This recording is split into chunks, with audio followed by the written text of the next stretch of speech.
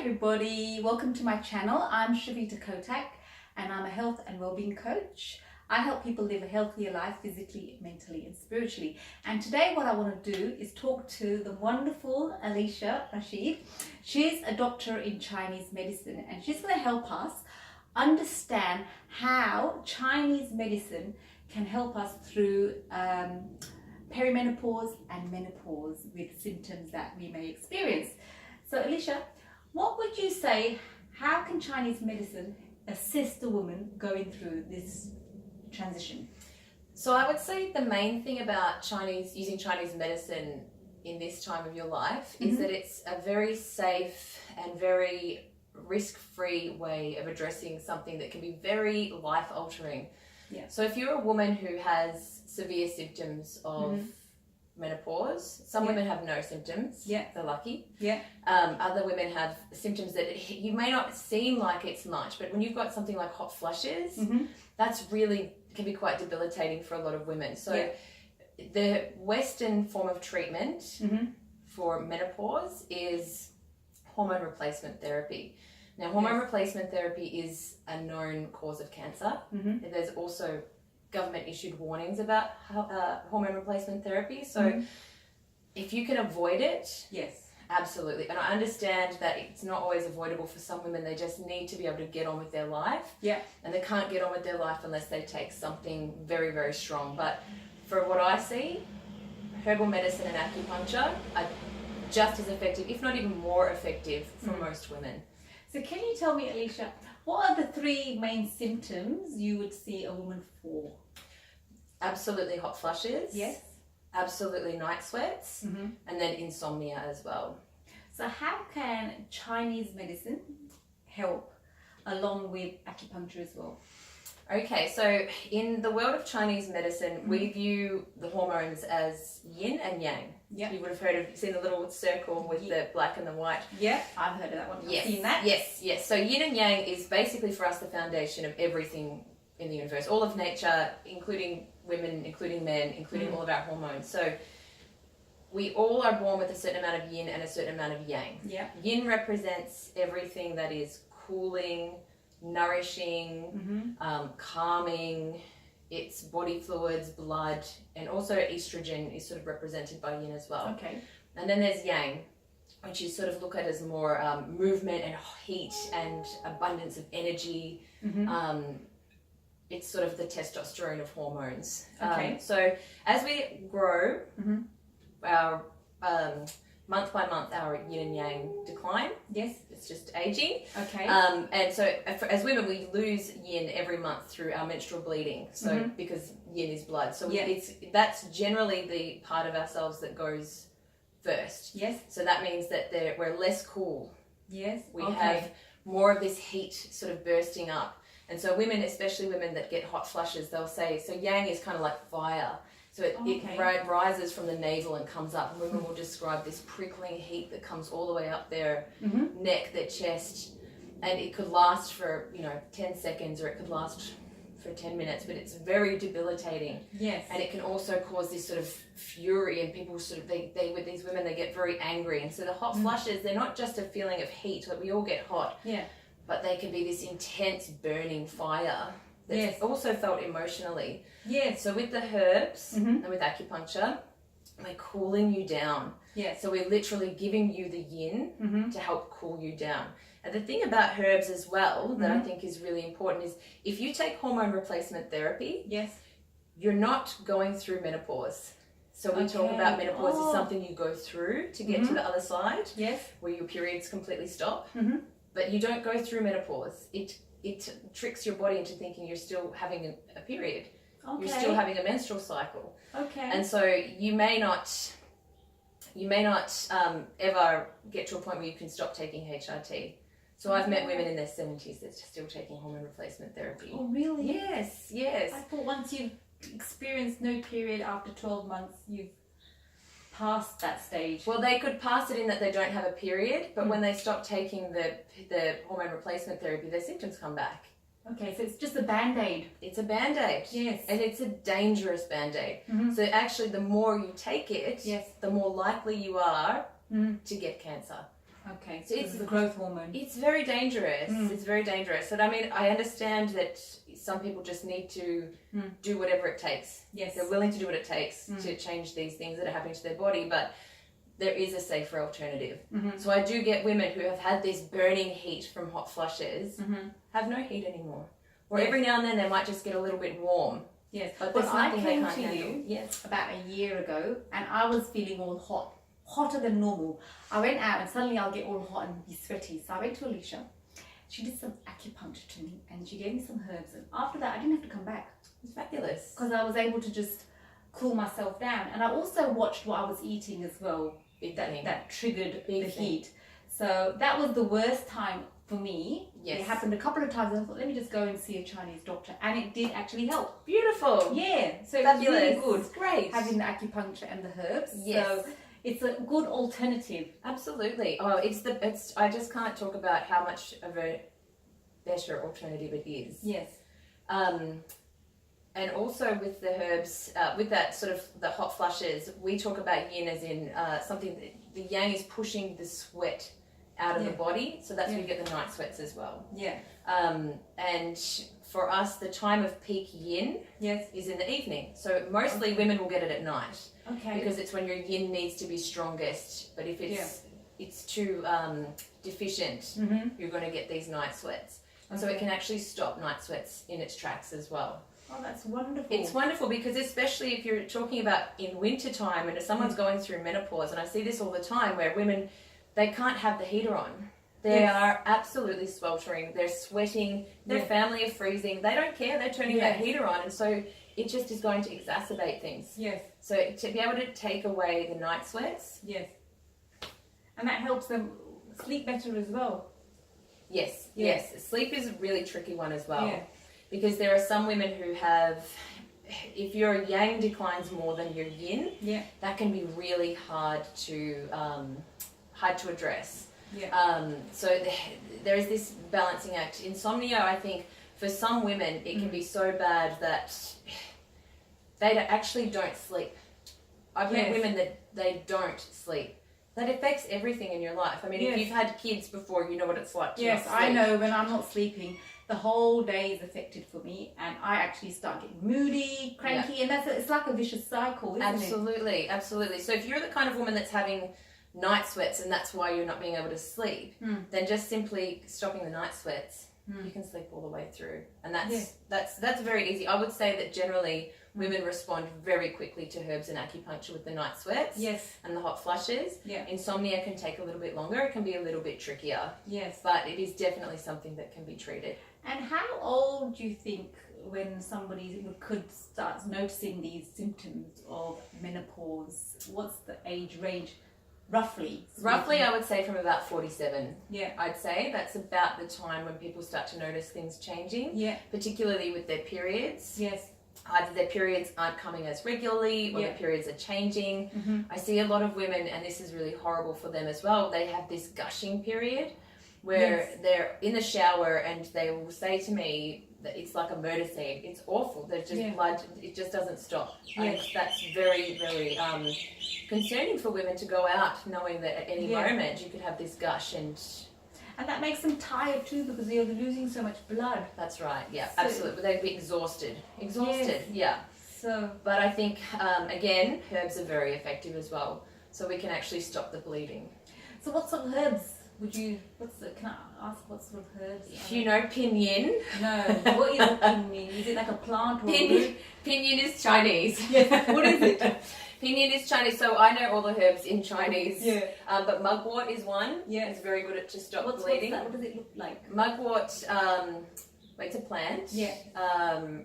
We use it in terms, the way that I get herbs, the way that I give herbs is through granules, through herbal granules. So I don't have raw herbs in my clinic because they're very time consuming to make up. Yeah. So you have to take them, you have to boil them down. You have to boil them down 3 times before you can drink it. It's a very time consuming. And people like us busy women don't have time. I find that. Yes. That's what I find, definitely. And so I use herbal granules. And so somebody else has already taken the herb. Yeah. They've boiled it up, they've distilled it, and then they dry it out, and then I just get the granule, so the raw essence of what that herb is. And they take it with water? Well, so I mix them together, and I'll give them a formula. So I have individual herbs. Yes. I put them all together. I mix them. The person I give them to mixes it with water. Yeah. And then they go like this. And then they drink it. Yeah. To be honest, the herbs that I give for women that are yin nourishing and blood nourishing, generally women don't mind the taste. No. They'll start to look forward to it because you need it so much. Your body is like, give me some of that. Well, I didn't mind the taste of it, and I only took 1 round of your herbs that you gave me, and that was enough for me. Yeah, yeah. To just sort of stabilize my hot heat. And well, you're kind of in that perimenopause. Yeah. You're not quite at that stage where this is something that's a regular occurrence. So that will generally happen as well. Women will come in and they'll say, every now and then. They're usually coming in for something else, but I always ask everybody, do you what's your body temperature like? How warm are you? Are you a cold person? Are you a hot person? Yeah. Where do you feel the heat? Often menopausal women will feel it in their chest. And their neck, and their hands and feet. Yes. This heat, this burning, they have to leave their feet out of the covers and that sort of thing. So I'm always asking these questions, and often women will say, I feel hot sometimes. Every now and then I get a hot flash, but it's not something, they're in their mid-40s, so it's... So what could people do? Could they come and see you before that happens? They can come and see you like in their early 40s to help prevent this, the symptoms as much. Yeah, absolutely. I think that it doesn't matter when they come. So I get women who have been having hot flushes for years. Yes. You know, they've tried HRT, and often people will try HRT and then suddenly it stops working. Yeah. You know, so they've been on it for a while and then it just doesn't work anymore. And so I see women that have been going through this for a long time, and then they have the herbs and it works immediately. Oh, wonderful. And it ushers you through to the end of menopause. Yes. So if you stop taking the herbs, you may still get the sweats. Yes. But you will eventually reach the point where you don't need them anymore. Yes. You know what I mean? Excellent. Yeah. So that gives them an alternative. Yeah. Natural therapy. Yes. Herbs. Safe. Acupuncture. Yes. What about acupuncture? How can that often as well. Sorry, cut you off. Yeah. But that often as well, some people just can't swallow they can't take herbal medicines, and so acupuncture is also very effective. Yeah. For some people, they might have it once and they'll just be like, that's it, that's all they need. Other people need to come regularly. And it's not even painful. I actually enjoyed having the acupuncture, and the herbs combined makes a big difference. Yes, big. Yeah, if you can do the two together, it's a very big difference. And Alisha does both things. She does the acupuncture and the herbs. Yes. So what would you say are the 3 things, if you can think of 3 things, that can help women navigate through this in their lifestyle? In their lifestyle, I would say be very wary of the foods that you're eating. Yes. So I have had women come to me, one in particular who I can think of, and she would have ice cream every night. Every night she was like, I'm just so hot. She just wanted something cold, so she would have ice cream. That's only going to make it worse. She would have been better off having a hot cup of green tea, which is very cooling, than having an ice cream, which is very heating. Well, that milk and dairy is very heating. So dairy and milk maybe avoid? Well, and I mean, it goes with your body as well. So there are certain foods like cucumber or watermelon. They're very yin, they're very watery, they're very cooling. Okay. But then there are other foods like dairy is very heating. It's very like phlegm inducing. Okay. You know, so you think it's very cloying. And it's not going to give you that nourishing effect, Yes, and I found if I had a glass of red wine, that brought on the heat in my body. And it's hard to get women to give up red wine. Yes, especially when you're going through menopause. Yeah, usually they would prefer to take the herbs rather than... But I found the foods, and I started monitoring my foods when I was feeling hot flushes. Yes. And I found that the red wine and some very rich foods, potent, spicy foods as well, made me feel hotter. Absolutely, yes. Spicy, greasy, sugary. So you can cut out certain things that are definitely going to help. Yeah. And they're all the fun things. Red wine, coffee, sugar. Yeah. You know, the things that people kind of crave. Yeah. They're only going to heat you up. Definitely. Okay. Yeah. I think anything else you think we can add to helping manage and navigate through this stage from a Chinese medicine? One question I wanted to ask, how does, in the Chinese culture, how do they view a woman at this time in their life? In Chinese culture, this is considered to be the best time of a woman's life. Yes. So once you're in your 50s, the way they see it, and this isn't placing any judgment on anyone, but they see it as a woman who is who's younger than her 50s, has responsibilities to her family. She's concerned with reproduction. She's concerned with raising children. She's concerned with taking care of a home. Whereas once she's in her 50s, a lot of those responsibilities have been alleviated from her, and she doesn't have the worry of the constant menstrual cycle. And so she's now in a time of her life where she can be creative. You know, she can express herself. She can find who she is spiritually and emotionally and mentally. This is supposed to be, for a woman, the best time of her life. I think this is, because I'm really looking forward to passing this stage, so I don't have to think about periods, and also not having to lose that blood every month, because I'm usually generally anemic. So I find that will help my energy levels as well, hopefully. Sure. The one thing that I would also say is when you're losing estrogen, which is what happens through menopause, it causes a lot of calcium loss. It prevents your body being able to use calcium properly. So something that I always recommend to women in their 50s and beyond, you need to be weight training. That I can't express that enough. Exercise. Not just exercise, because a lot of women say, but I walk every day. So that's good for your cardiovascular system, but that's not going to help your bones. You're actually going to atrophy. So the more that you lose your muscle, the more you're going to gain weight, you know, body fat. Not just around your body, but around your organs as well. So it has to be specifically weight training. Could they use their body weight? Resistance. Yes, weight resistance. That's sort of squats. You know, push-ups. Lunges, you know, tricep dips on the couch. You can do it at home. You don't have to go to a big sweaty gym or anything like that. You know, and once you get stronger, you could use things like a can of dog food or whatever it is that you've got in the house for weights.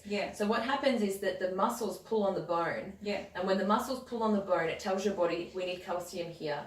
And so your body will absorb more calcium and it will send it to your bones. But it's one of the only ways we can get it. So that's another key area. Look at your food. Weight bearing exercise. Look at alternatives. Educate yourself about the different medical things you can look at. Alternative medicines. Definitely, The more you because educate, it's safer. I'm not anti-Western medicine. I think Western medicine is very important. But in this instance, where it comes to hormone replacement therapy, it's dangerous medicine. So this is an alternative you can choose if that's the way you want to go. And I think for a woman at this age, the more educated they are about what's available for them, the better empowered they'll be more empowered. Absolutely. Instead of just taking one opinion. And that's why I put this together, to give women an opportunity to hear from professionals like yourself. It's a great idea, about the different alternatives, to empower you to go and seek further information. Don't just listen to one thing or one person's opinion. Try different things out as well. And don't just believe that everything that happens to you is because you're perimenopausal, menopausal, or because of your age. You know, seek different advice, definitely. I agree. I think you're doing a great service to women. I think it's look, really I'm going special. through this and I don't want to be embarrassed about it, because a lot of women I speak to, they whisper the word and it's like, this is a stage where you cannot avoid as a woman. So if you're in your 30s or even your early 40s, it's going to happen, and you've got to plan for it. I think. Like you plan having a baby. You plan a wedding. You plan a holiday, and you've got to plan menopause by educating yourself and looking after yourself before it happens. So the symptoms probably helps you manage them better. So your body's in peak condition. Fabulous. Yes. I think it's great. Alicia's from Altona Acupuncture. And I'm going to put her link down below. Thank you for watching. Please, if you've got any comments or any things that you've experienced and you want us to reply back to them, please add them on the comments below. Thank you for watching. Don't forget to press the like button and share with anybody else that might benefit from our conversation. And I look forward to seeing you next time with another health professional talking about menopause your way. Thanks for watching. Bye. Thank you. Thanks for having me. That's okay. Lovely. Thanks. Bye.